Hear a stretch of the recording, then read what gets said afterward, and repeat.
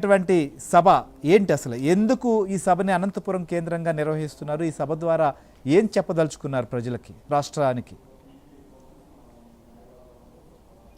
కూటమి ప్రభుత్వం అధికారంలోకి వచ్చి 15 నెలలు దాటిపోయింది. ఈ 15 నెలల కాలంలో కూటమి ప్రభుత్వం అంతకుముందు ఏదైతే మేనిఫెస్టోలో చెప్పారో సూపర్ 6 అని చెప్పి అన్నదాత సుఖీభావ కానీ, స్త్రీశక్తి కానీ, లేకపోతే తల్లికి వందనం కానీ, లేకపోతే పెన్షన్ల పెంపు కానీ, ఇటువంటి పథకాలన్నీ ఏవైతే ఉన్నాయో వీటన్నిటినీ కూడా మేము అమలు చేశాము అని చెప్పి ఆర్థిక సవాళ్ళు ఉన్నప్పటికీ వాటిని సవాల్ చేసే విధంగా ఈ పథకాలు అమలు చేయడంతో పాటు ఒక్కొక్క పథకానికి మొత్తం కేటాయించిన మొత్తంతో పాటు సుమారు 1,00,000 కోట్ల రూపాయల వరకు కూడా ఒక్క పెన్షన్ల మీదనే దాదాపుగా నెలకి 4,000 కోట్లు, అంటే సంవత్సరానికి 48,000 కోట్ల రూపాయలు ఇచ్చామని, అదేవిధంగా అన్నదాత సుఖీభవ కింద మొదటి విడతలో 3,200 కోట్లు, దీంతోపాటు తల్లికి వందనం కింద 65 లక్షల మంది విద్యార్థులకు ఇంట్లో ఎంతమంది పిల్లలు చదువుకుంటే అంతమందికి దాదాపుగా 10,000 కోట్ల రూపాయలు ఇచ్చాము అని, స్త్రీశక్తి పథకం కింద రాష్ట్రంలో మహిళలకి సంవత్సరానికి 2,000 కోట్ల రూపాయల ఆర్థిక భారాన్ని భరిస్తూ ఆర్టీసీ బస్సుల్లో ఉచిత ప్రయాణాన్ని కూడా కల్పించామని చెప్పేందుకు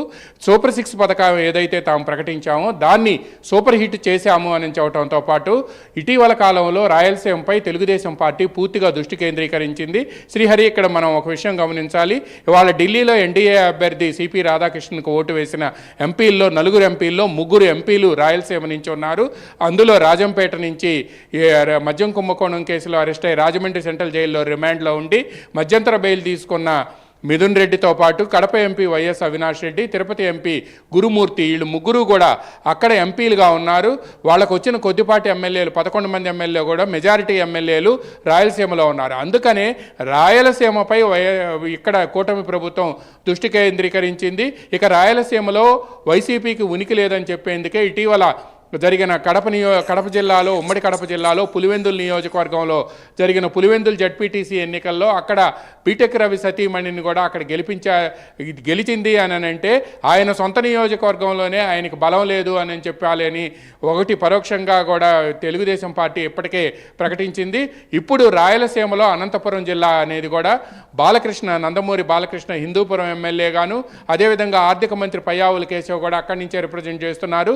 రాయలసీమ జిల్లాలో ఉమ్మడి చిత్తూరు జిల్లాలోని కుప్పం నుంచి కూడా ముఖ్యమంత్రి చంద్రబాబు నాయుడు వరుసగా 9వ కూడా మళ్ళీ గెలుపొందడంతో పాటు ఆయన కుప్పంలో ఎంత ఇబ్బందులు పెట్టినా కూడా ఆయన మళ్ళీ తిరిగి గెలుపొందటం, అంద్రీనీవా కాలువను విస్తరించడం ద్వారా కుప్పంకి నీళ్లు తీసుకువెళ్ళటం వంటి కార్యక్రమాల ద్వారా రాయలసీమకు మేము ప్రాతినిధ్యం వహిస్తున్నాము.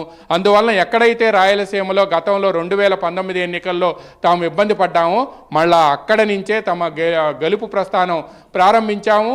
తాము ప్రజలకు ఇచ్చిన హామీని నెరవేర్చాము అని చెప్పేందుకే రాయలసీమలో రాజకీయంగా కూడా లబ్ధి పొందేందుకు వైఎస్ఆర్ కాంగ్రెస్ పార్టీకి ఆ రాయలసీమలో ఉనికి లేదు అని చెప్పేందుకే సూపర్ 6 సూపర్ హిట్ అనే బహిరంగ సభను అక్కడ నిర్వహించాలని నిర్ణయించారు.